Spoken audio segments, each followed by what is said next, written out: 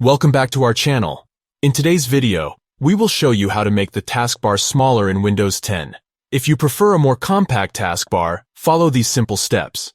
Step 1. Press the Start button located in the bottom left corner of your screen. Step 2. From the Start menu, click on the Settings icon. It looks like a gear. Step 3. In the Settings window, click on the Personalization category. Step 4. Within the Personalization settings, locate and click on the Taskbar option. Step 5. Now, scroll down until you find the Use Small Taskbar Icons toggle switch. Simply toggle the switch to the On position, and that's it. Your taskbar icons will now appear smaller, giving you more screen real estate.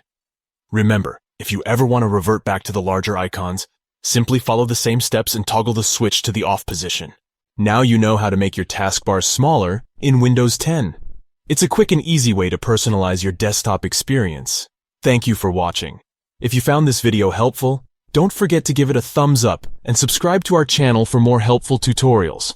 And as always, feel free to leave any questions or comments down below. Until next time, happy computing.